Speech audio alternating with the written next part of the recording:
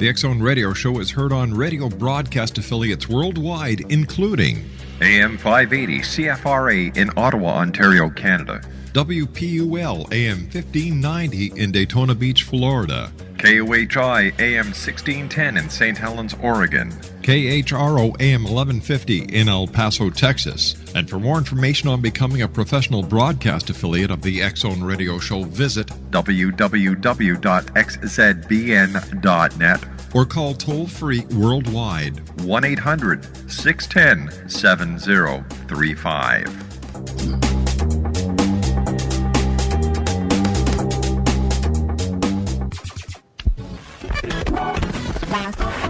All Hit Radio.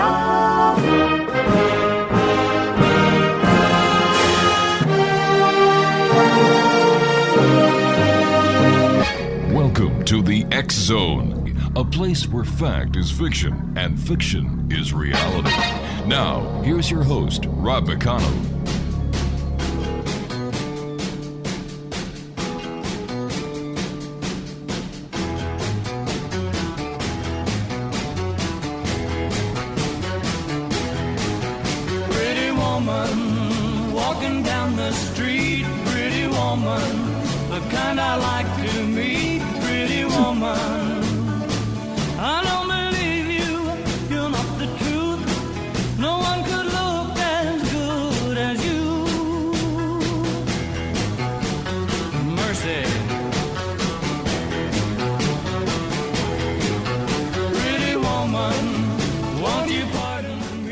One 1-800-610-7035 is worldwide toll-free. Welcome back to the X Zone, everyone. My name is Rob McConnell, and we're coming to you from our studios in Hamilton, Ontario, Canada, on the Talkstar Radio Network, X Zone Broadcast Network, UK High Definition Radio, Euro High Definition Radio, Star Cable, and X Zone TV.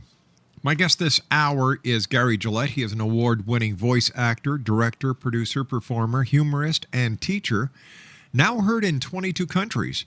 He can be heard in cartoons, movies, video games, audiobooks, amusement parks, as well as vending machines. I guess that's your coffee is ready.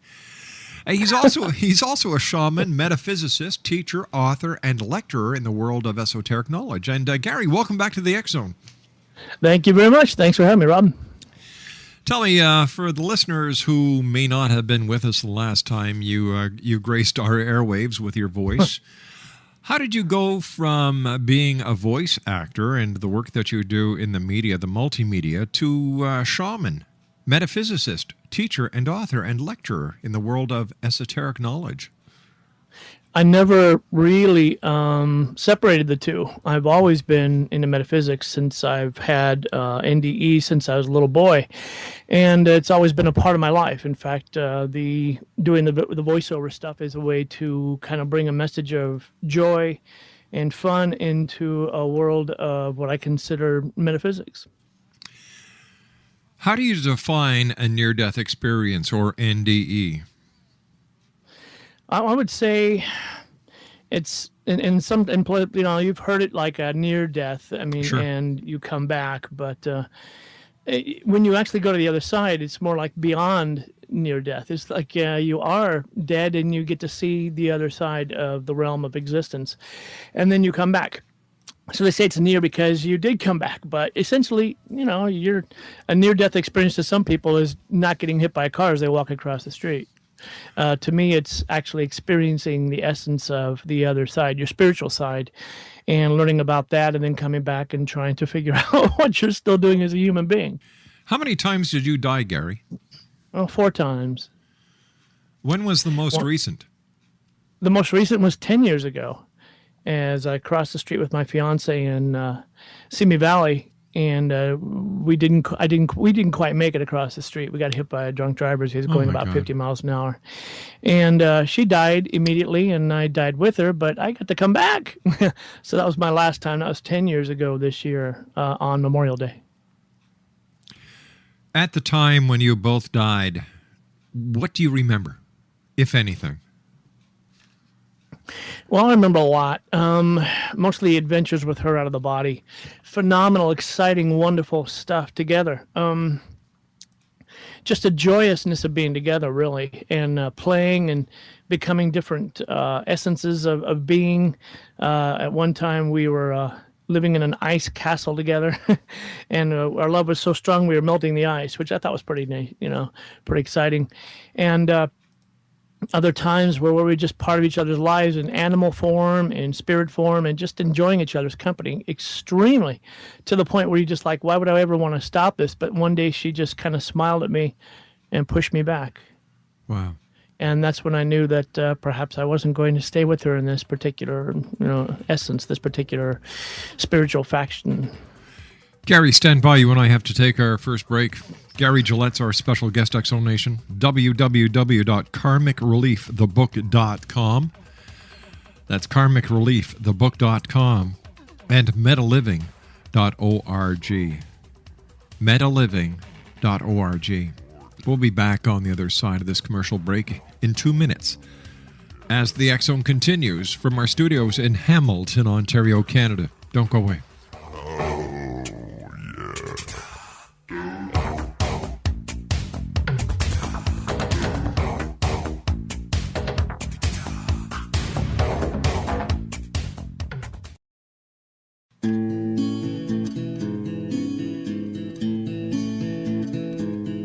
You're not a dream, you're not an angel, you're a man. I'm not a queen, I'm a woman, take my hand.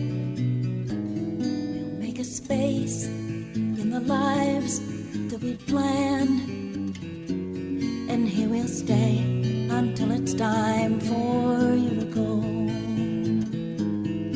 Yes, we're different, worlds apart, we're not the same. We laughed and played at the start like in a game. You could have stayed outside my heart, but in you came. And here you'll stay until it's time for you to go. Don't ask why. Welcome back to the X Zone, everyone. Gary Gillette's our special guest. 2 websites, karmicreliefthebook.com and metaliving.org. What was it like for you, Gary, when your girlfriend basically said, it's time for you to go back? It's not your time. Well, she was my fiance, which made it even more powerful.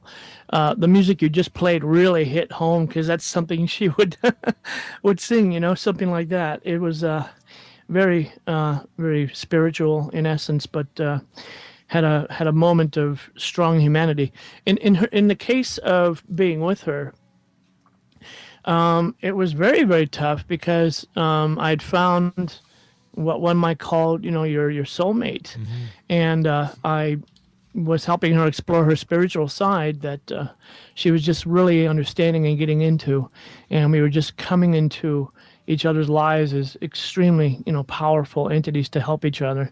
So when I had to leave her, especially in that form, even though out of the body, it didn't seem like it was anything different than being in the body, essentially, except that everything is so much bigger, so much more vibrant. The colors, the sound is unbelievable. And to have to leave that was very, very tough, especially knowing that I was coming into a body that was very much broken up. And, and I'd probably have to learn to walk again, which was the case. How long were you on the other side? With her, on my last one, or yes, yeah. With her, I think it was just a few minutes in human time, or they didn't give me an exact time. I remember sometimes they told me how much it was, but in this case, they didn't really tell me time other than, to me, it seemed like weeks. And I know I was in ICU for 5 weeks, so I was probably in and out quite a bit. The other 3 times when you died, were they the same? Was it, I've heard so many stories from people who have had near-death experiences where they go through the life review and then they go at the end of the tunnel and there's a deity that basically turns them around and says, no, it's not your time yet, or a loved one. Did this happen to you in the other 3 experiences that you had as well? Well, when I was first born, I had died of what they would call a sudden infant death syndrome, or SIDS, I guess they call it now. So then I was told that the reason I was coming back into human form, and these are by many entities around me, many lovely, what you call guardian angels, etc., telling me that my brother had died, and 8 years before I was born, and that they'd already taken him, and he'd already gone back to his home, the home, wherever you want to call it, the different spiritual essence. So they said that basically you're going back because they've had 2 daughters since you, and they really, really wanted a son, and we cannot take another son from this family, from this couple, because that's really all they prayed for. That's what they wanted.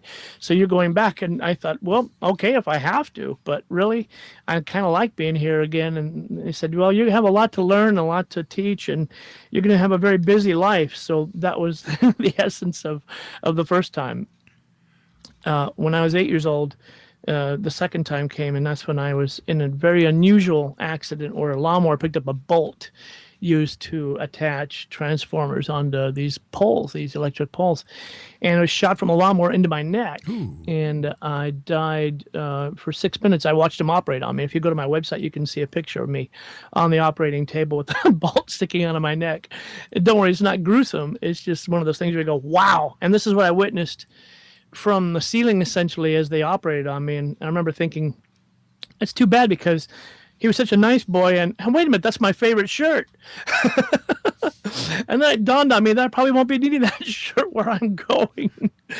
And that was, they say, 6 minutes. But at that point, I was told that I was still not sticking around. I could hit the gift store on the way out. I had a lot of stuff to do on Earth, so enjoy my time here, but I was going back. And I said, in my impudence as an 8-year-old, I remember saying, well, so when can I come home? And they basically alluded that once your mother has passed, the doors will be open for you. And that was the answer I got. And I pretty much lived my life for a long, long time until the third one, which was with my fiance. And I had told her, listen, they told me this when I was 8 years old. And she said, well, I almost wish I hadn't told me that. And I said, well, it's not like I'm going to step in front of a truck or something. Can you imagine that's the way I phrased it? And wow. That's exactly what happened on the third one. What about the fourth one? The fourth one was when I flatlined when they were operating on me, trying to get my body back together. Have you ever asked those that you see or communicate with on the other side why you 4 times? It's not something I think of as terms of numbers. I keep kind of asking why I am being sent back again. Not in a way that, oh my God, why are you doing this to me? But more like, what is my mission? What have I not accomplished yet? And I'm still looking for that on a daily basis. I'm looking now to completely liquefy all my belongings and move to someplace where I can, live, where I can just grow my own vegetables and live in a peaceful environment where I don't have to think about ridiculous things. I'm looking for a place where I can, maybe in Maui or even somewhere in Topanga Hills, because I'm not too far from there. But I'm thinking someplace where I could just be who I am, teach metaphysics to those who want to learn it, live on the land like I'm supposed to do, like I've done many times in past lives, and not think about, oh my gosh, I just can't make sense of my life. I'm still trying to kind of find that on a daily basis. Did that answer your question? Because I don't know how far off I went on that one. Well, you answered it in all honesty, so yes, it did answer my question. Okay. The answers I get when I go inside to meditate are basically the answers I get when I leave the body after I've so-called died. The essence of here's what we want you to do. Here's what you can do. Here's what your clarity of purpose is on Earth, and find that. Keep looking. Everything you do is leading to that answer. So they don't really go, okay, you're going to do this and you're going to do this, and then this happens and this happens. They say, with total volition, you are free to make these decisions, and each decision will change, in essence, how you come to your truth. Why do they keep it a mystery? Why can't we just be told? That is probably the $1 million question. I think I'll put a chapter devoted to you in that question. Well, thank you. In my book, since I'm still writing a lot of it, even though I've done some pre-sales on it, and I have a lot of things to offer people who want to know more now. Like I have PDFs on lucid dreaming and stuff like that. But the question I think is best answered by I'm saying the entities, look at us as energy forms who are still learning. And if they give us too much information, perhaps we'll change the way we find our own path. And I think that if we look inside, we do find their answers, and we do find the truth to who we think we are, who we can be. Who are they? Who are these entities? Well, in my case, they were my brother, people who had passed on before I was born and as I was alive. Right. My grandparents now, or one of them who had visited me when he died. My mom, my father now, although at the time, again, it depends on when you look at the so-called timeline of death. There is no time-space continuum out of the body, so you can visit and ask questions of anyone, anything, and they will do their best to answer you. So I don't think it's necessarily, you have guardian angels and you have many, many things. Like when I heard that song, when we came back in from the commercial time, I felt Laura's energy around me very powerful. That's my fiance. And I know she's right here with me because I can hear her laughing. So stop it. So essentially we are, constantly in contact with these. We don't have to go outside. We don't have to find this extrinsically. Jesus Christ said, the answer, the truth to who we are is found within. And I think most Buddha, Confucius, Muhammad, they all said the same thing, that we aren't separate from that which we think is a part of us that we can't see. So why don't we accept the world that you just described with the different masters and the connection between the great beyond as reality? And why does society put it in a negative context and basically say it doesn't exist? It's all imaginary. It's poo-poo. Wow, that's a heck of a phrasing. It's poo-poo. I mean, is that what you said, poo-poo? Yeah, that was for you because, you see, I know that you do vending machines and amusement machines. So, plus, I can't use what I was thinking on air. Oh, yes, so I know what you're thinking, and we could change it to many other languages, but I shall refrain from doing that at the moment. No, but essentially, that is a control factor.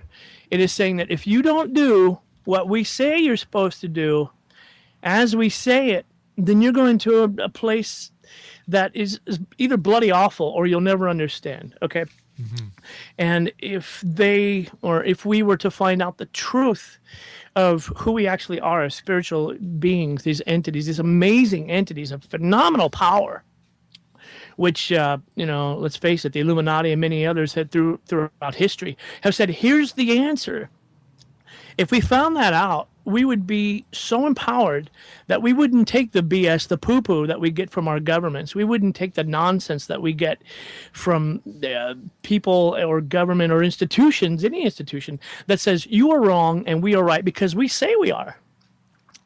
We have to look at that as a point of view as we know this. Mm-hmm. We can remember this, but we're told lies and we have to find our way around this. We have to find our way to our own truth. Stand by. You and I have to take our break with the news at the bottom of the hour. Gary Gillette's our special guest, Exo Nation. 2 websites, karmicreliefthebook.com and metal living. Jeez, I was going to say metal living.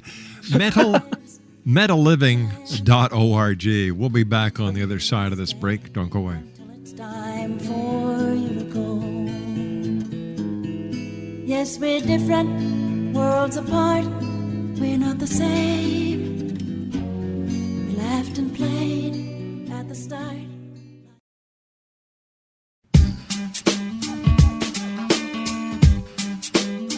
You're listening to the X Zone Radio Show, live and around the world on the Talkstar Radio Network, X Zone Broadcast Network, UK High Definition Radio, Euro High Definition Radio, and Star Cable. Our toll-free telephone number worldwide is 1-800-610-7035. Our email address, xzone@xzoneradiotv.com. On MSN Messenger, xzoneradiotv@hotmail.com. And our website, www.xzoneradiotv.com. I believe it's meant to be, darling.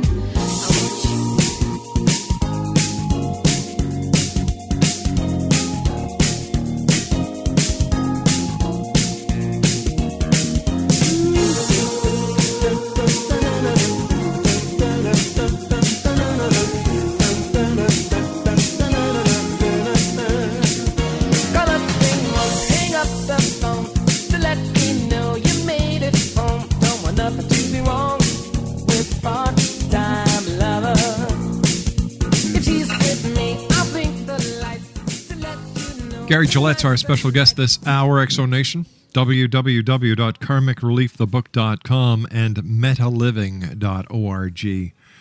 Gary, what do you want to teach the world?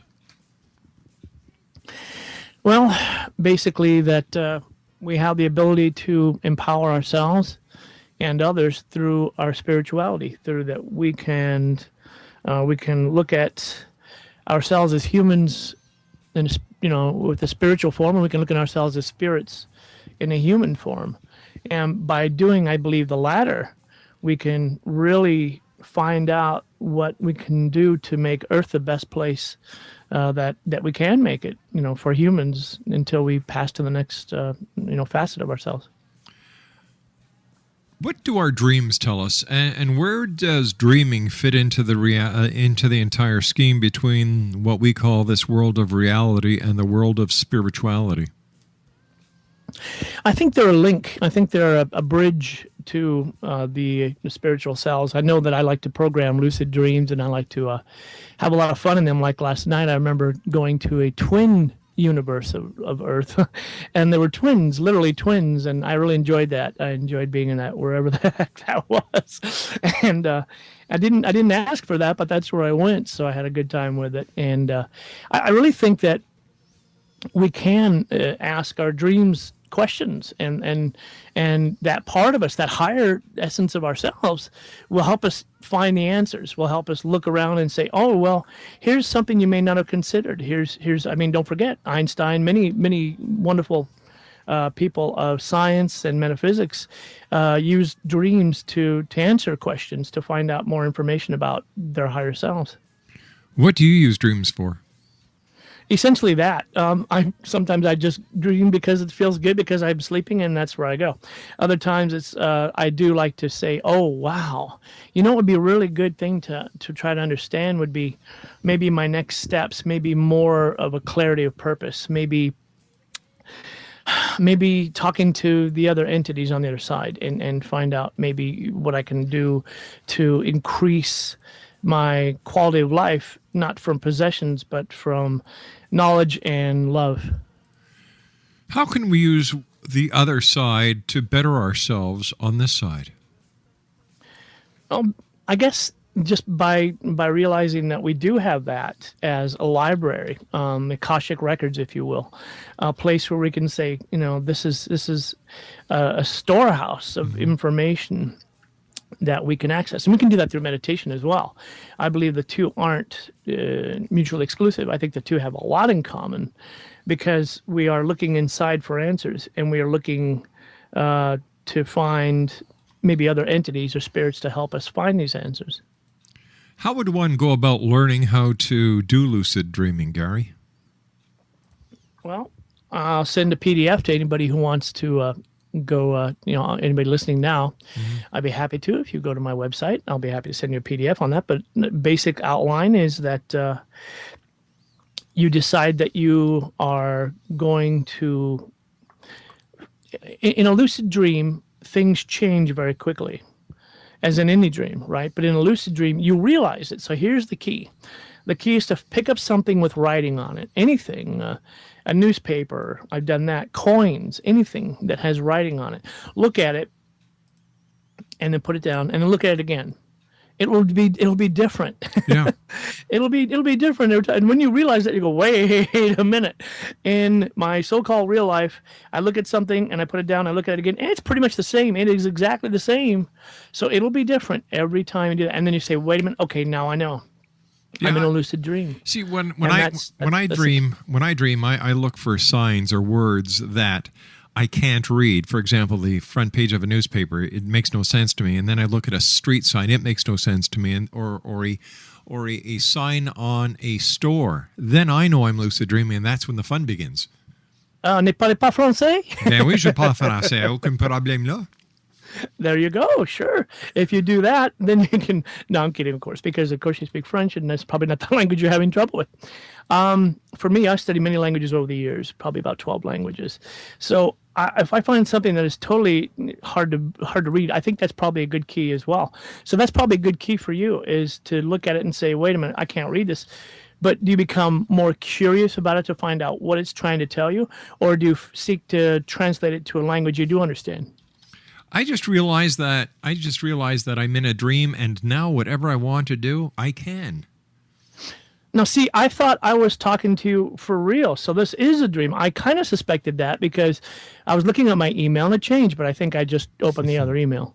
I think so too. No, of course. No, I think that once you do realize it's a dream, then what I do, and I'm a crazy person, I head for the nearest highest point and leap off and see if I can fly. If I can't, then I know it wasn't a dream and I'm dead. And then, big deal. I'm coming back anyway. But what happens? I try to find that empowerment. What happens if you don't the next time? The next time you don't come back? If I don't what? If you don't come back? Then I'll have done my business. I mean, you have this on recording. People can go to the archives and say, that's one more schmuck that did what he could while he was here. And now he's gone, and maybe I'll see him in a dream, or maybe he'll contact me another way. Who knows? But I've made a small imprint on the soul of humanity. What do you think that imprint is? Love. Sharing love. And everybody does that. I mean, we do it in many different ways. Sometimes we get confused, and it comes out as a negative, what we think of as a negative connotation. But we look at love, and if we think of it as something we can share without ever having to worry about getting some back, then we're always going to have some more than enough to give. But if we think of it as something that if we give it away, we're either not going to get it back unconditionally, which is a very strange kind of concept, or we're not going to get it back enough to fill what we believe to be our souls. Does that make sense to you? Because when we give it away freely, and I can give it away to a stranger on the street, sure, I don't feel that I need to have it back in the same form for me to feel okay about giving it away. It's something that you could never run out of. If you love yourself, you could love others 100%. If you don't love yourself, then you're going to have to find a way to do so. And from that point of view, at least in my opinion, from that point of view, if you love yourself, then everything is okay because you live in a world of love and you don't live in a world of fear or hate or lack or something where people say, oh my God, this is never going to happen. This is never going to make sense to me. It will make sense because you choose to have it make sense. Plus, if you can't love yourself, no one else can. I believe that to be true because if you don't love yourself, other people look at you and say, wow, I love them. But if they can't love themselves, I don't really feel that my love is getting through. You know, that's the weirdest thing, in my opinion, that anything can even be imagined, is that your ego, you can put that aside because the ego is trying to define who you are as a human being. But if you can define yourself as a being of pure energy and pure love, then the ego doesn't have to get in the way. The ego doesn't need to say, oh, wait a minute, I'm not getting love from this person. I'm not getting love from this. You look at the animals and they say, I love you unconditionally. It's nice that you feed me, but I can love you unconditionally. And why can't humans realize that this is possible for humans as well? Well, I guess like you were saying, the ego kicks in. Absolutely. The ego defines who we are. We look in the mirror and we say, okay, I am around 50 years old. I have lost my hair. I am pretty good shape because I play tennis. I get some sleep and I'm healthy and I eat healthy foods. But wait a minute. This is just the outer. This is how I keep the physicality. This is how I keep the physical part of me alive. But there's so much more that I can't even begin to share in any language, because everyone sees this in themselves. They say, who am I? Who am I really? What am I doing here? And the ego says, oh, yeah, well, let me see. You're an actor, and you're a father, and you do this, and you do this, and and you want a car. No, that's insane. But the ego says, well, that's all I can give you. When you give a child a toy, he associates that toy with who he is. Try taking that toy away and see what happens. The ego says, oh, no, that's me. That ball is now a part of who I am. I look at that ball and I see the stars and I see the little stripes on it and I see all these pretty colors. I see these that's who I am. That's me. If I can't identify with this, who am I? So we go throughout our entire life surrounding ourselves with these things, these objects who try to define who we are. As I look around this room, I know that these objects mean nothing, but yet they tell me, oh yes, you do this and this is because of this. You have this award from this and you have this from here. And this defines who you thought you were, and this colors you, and this looks good on you, and you do this. And when you do this, people say, oh, that looks so good on you. But that's insanity. That's absolutely my definition of insanity, is looking around the world and trying to use it to define who you are. And I think everybody goes through this. How did you become a shaman? I think I have little choice in the matter, in that I knew that spirituality went way beyond any kind of religion to me. So I explored all religions as much as I possibly could. And I guess the idea of Taoism made the most sense to me, because my path is constant. My path is who I am, but only as far as the path itself. If I'm looking for a destination, then the path is meaningless. The path is the destination. And once I realized that, I said, I believe that we can become more. And that's when I decided that I was going to explore this avenue of who I was. Exonation, Gary Gillette's our special guest this hour. www.karmicreliefthebook.com and metaliving.org. How can you laugh at the idea of dying? Is it because you know that life is worse than death? Does that make sense? Hold on one second. I was trying to restrain that until you finish your sentence, your question. Yeah, absolutely. You have to, not because it is makes more sense.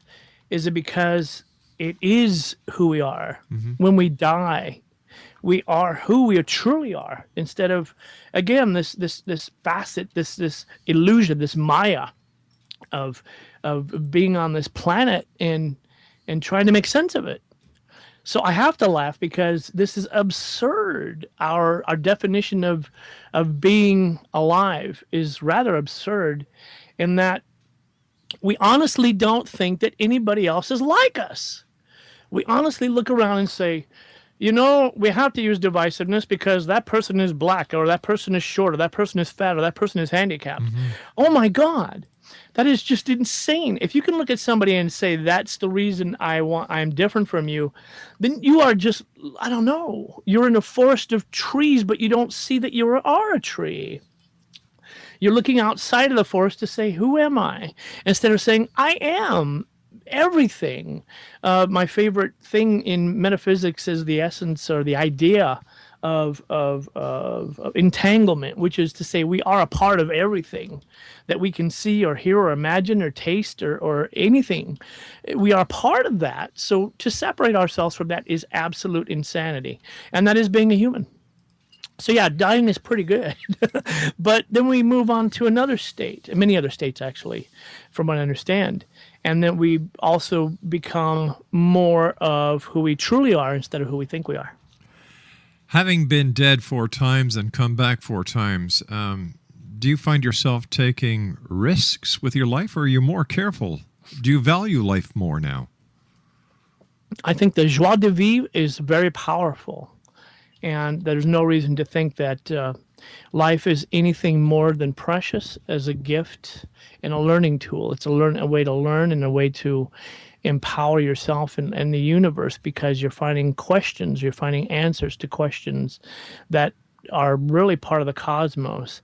So I don't go out of my way to do things that I think will endanger my life. I have done the highest bungee in the world, or one of them, in New Zealand. I have swum with sharks. I have done many things that I think are part of the joy of life.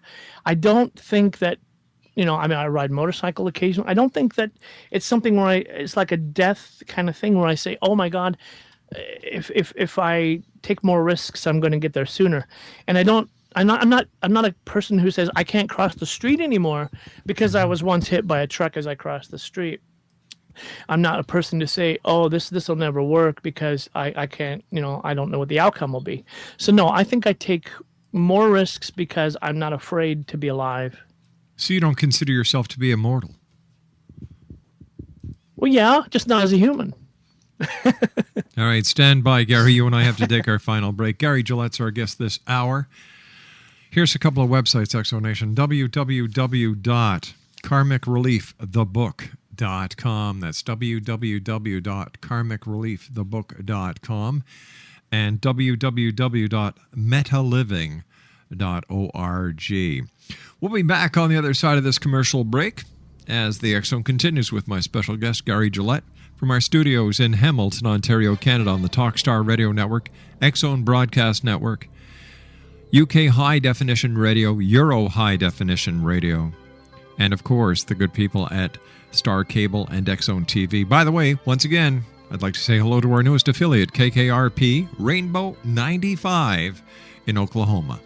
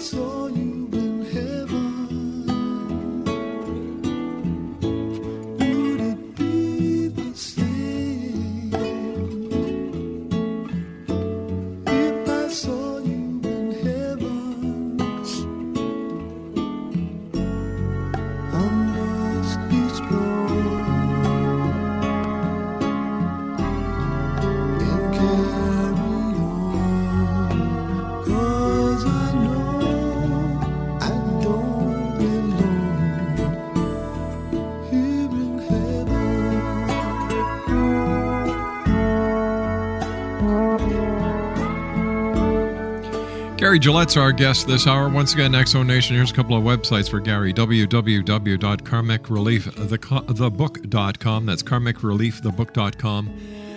metaliving.org. Gary, to you, what is the meaning of life? To live, I guess, just to be alive and explore the essence of humanity. I mean, as far as life in this form, I believe that if we look at everything as a learning experience, everything as an unfolding, then the meaning is self-evident. Yeah. What's next for Gary Gillette? I think the next thing for me is to find, like I think I alluded to in the beginning, a nice little place where I can grow my own vegetables and maybe have people come by and I can teach them metaphysics. If anybody's out there who wants me to be a living guru, metaphysicist, and I'm also a massage therapist, I will be more than happy to consider that arrangement, because I just need something simple. I don't need complication, and my life has been full of complications. I'm not looking for maybe a place either in Topanga or Maui or someplace where it's beautiful and has a positive energy.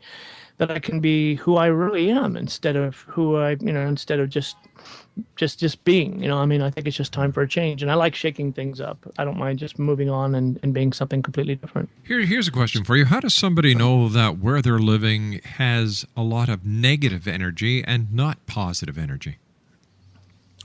A lot of times, as spiritual entities, as psychic beings, which we are, we can feel that, and when we don't respond well to it, or we feel sick, or we just are getting what they call energy vampires around us that are trying to pull in our energy for them because they don't have a powerful energy response for themselves.